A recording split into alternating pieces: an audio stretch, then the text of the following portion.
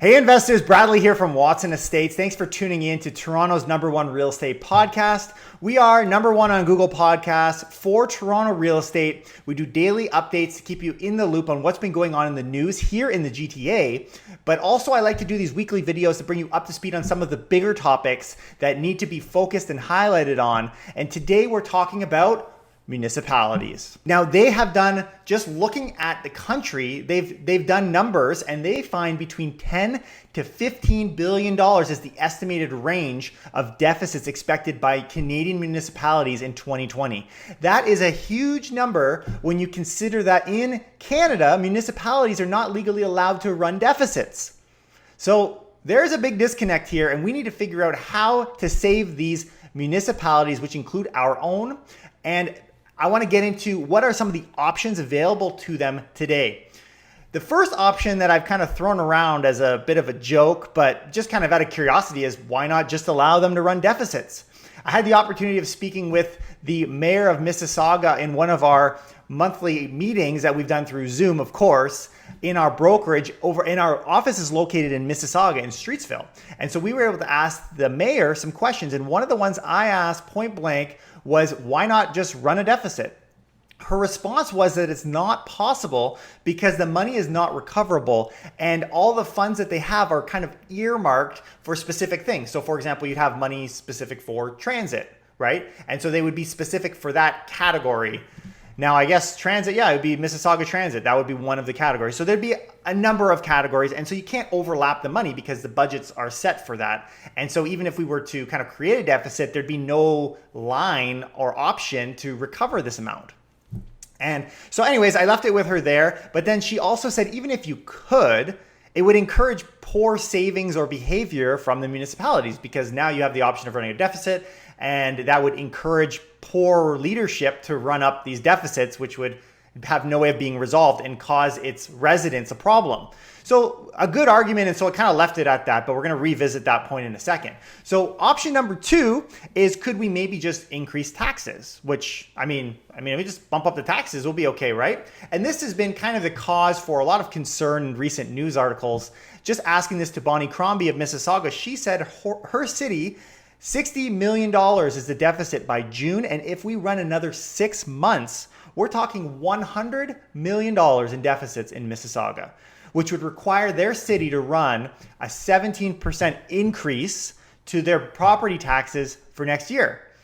Not a fun amount. But in Toronto, it actually gets worse. Check these numbers out. Toronto is facing a best case scenario of $1.5 billion with a B in lost revenues. And it would have to raise property taxes by an estimated 47% in order to make up that shortfall. Now, you've probably heard that number thrown around, 47%. This was the amount that was hinted at by Mayor John Tory. And it is no small price tag to have your property tax increase by 50%. On top of the fact that we've required deferrals, they're planning to pull those back because we can only do it for so long running up these deficits. And if you did bump up the property taxes by that amount, what would be our default rate, right? Like the amount of people defaulting would be crazy. And the impact on our city would be kind of unprecedented. Like, are people going to want to invest in a city that is charging such a large amount for property taxes? Probably not. So a lot of different considerations to keep in mind. It's not just a matter of jacking up the property tax and then spreading it out, because that could backfire really quickly. So let's talk about option number 3. In the meantime, can we not just cut spending, right? Like the municipalities. And so this was one of the big talking points for Tory, and the things that the city is, they really don't have a choice, right? Like we have to cut spending because otherwise, without a bailout of some kind, we're left to manage it. And by giving the list, I think has really brought people to their knees and thinking, you know what, this is crazy. Listen to some of the cuts that they're discussing. $575 million reduction in the TTC, Toronto Fire Services, $23 million cut, Toronto Police Services, $31.3 million cut, $40 million cut to childcare subsidies, $101 million cut from shelter services. That would lead to a 50% reduction in shelter space. Library branches would close, over 19,000 layoffs from the city, $451 million in capital projects would need to be slashed, including the TTC. And this list, there's more here. This list is crazy. These are just the highlights of some of the things that would need to be cut in the event that the province won't save the day. But before we kind of jump to the last option, let me quickly revisit option number one, because although the mayor kind of wrote it off when we asked her the question, I don't think this is a done deal. There was an article that came out of the Globe and Mail. This is from over a month ago. The article was written and it says the province considers controversial ideas of allowing municipalities to run deficits.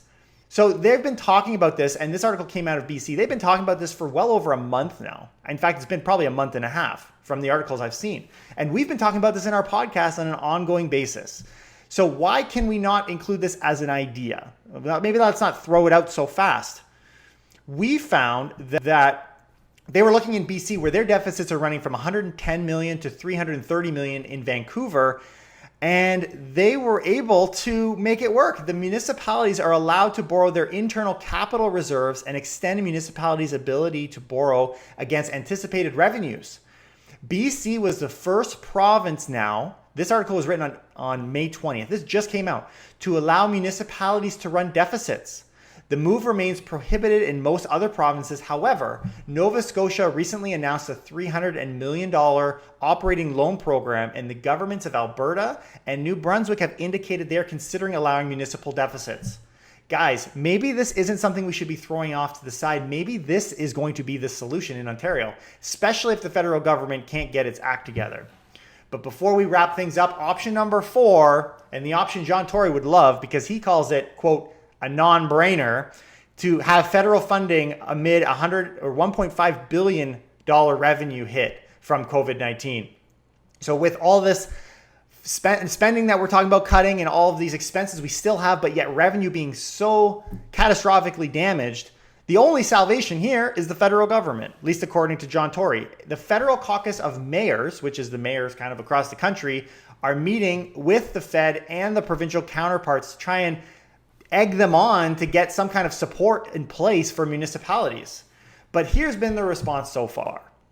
The federal government has been very quiet on this issue, and the provincial government, well, they're simply saying it's such a big problem, we can't do anything here in Ontario without support of the federal government.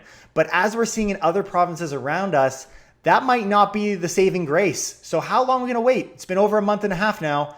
I think it's time somebody makes a decision because these municipalities are going to be dead meat if we don't. This has been another update from Toronto's #1 real estate podcast. Make sure you give us a thumbs up. Make sure you subscribe if you haven't already. We're going to continue to put out fantastic content. And in the meantime, if you guys get the opportunity, please, please, please reach out to your MPPs, reach out to your members of parliament, and let them know that you simply will not stand for a 47% property tax increase for 2020. This is going to be nuts if nothing happens. And so we need a response as soon as possible. I'll see you next time. Take care and keep it real.